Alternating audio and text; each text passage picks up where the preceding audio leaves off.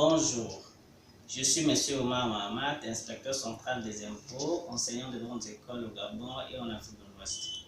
Au niveau du PG Côte d'Ivoire, je suis chargé de l'unité d'enseignement fiscalité de la L1 jusqu'en L3, mais aussi plus précisément en L3 de la fiscalité de la paye 2. Donc pour le semestre 5, au niveau de la fiscalité en L3, nous avons le module de la fiscalité de la paye 2. Ce module est composé de 5 chapitres, dont le premier évoque les dispositions générales du Code général des impôts en matière d'impôts sur le revenu des personnes physiques qui traite de la paie. Le chapitre 2 du mode de calcul, le chapitre 3 du mode de déclaration, le chapitre 4 sur les procédures de paiement et le chapitre 5 sur les sanctions qui sont prévues lorsque l'impôt en question n'a pas été déclaré ou bien le contribuable n'a pas souscrit sa déclaration dans le délai par exemple. Concernant les dispositions générales en matière d'impôt sur le revenu des personnes physiques, qui est l'impôt principal de la paie 2, cet impôt est un impôt annuel déclaratif qui est basé uniquement sur plusieurs catégories de revenus. Au Gabon, ils sont au nombre de 7 ces revenus. Nous avons par exemple le salaire, le revenu des capitaux mobiliers, le bénéfice des activités industrielles et commerciaux, les activités non commerciales, les revenus fonciers par exemple. Concernant le chapitre 2 qui est le mode de calcul, cet impôt est calculé à partir d'un barème qui est déjà défini dans le Code général des impôts.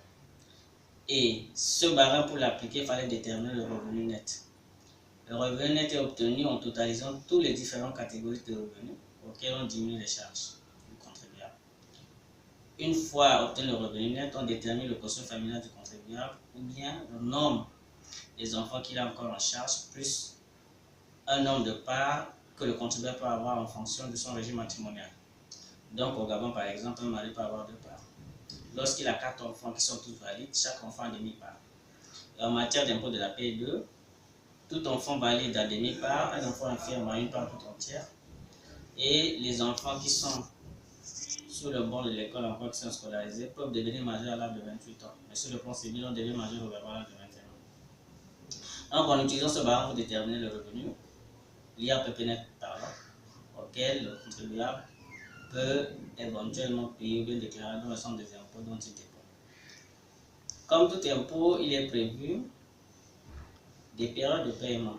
Donc en matière de période de paiement ou bien les délais de paiement qui est consacré par le chapitre 4, cet impôt qui est l'impôt sur le revenu des personnes physiques est déclaré au plus tard le 28 février de chaque année, que vous soyez personne physique ou bien entreprise individuelle. Mais avec la loi de finances 2018, les dispositions concernant les impôts ont changé, les régimes fiscaux aussi ont changé. Donc du coup, ceux qui sont des petits commerçants ou bien des travailleurs indépendants, généralement, paient un impôt qu'on appelle l'impôt synthétique libératoire.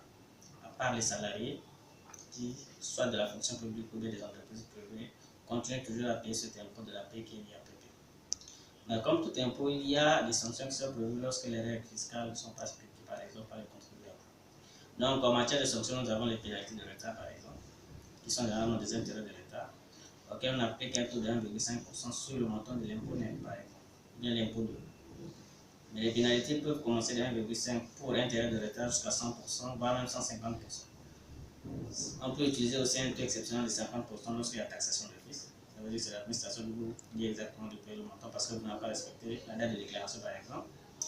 Nous avons aussi un taux de 100% lorsque l'acte du contribuable relève de mauvaise foi. Et quand on dit mauvaise foi, c'est que lorsque, en connaissance de la loi, la personne ignore un peu les dispositions en matière de paiement des impôts, par exemple.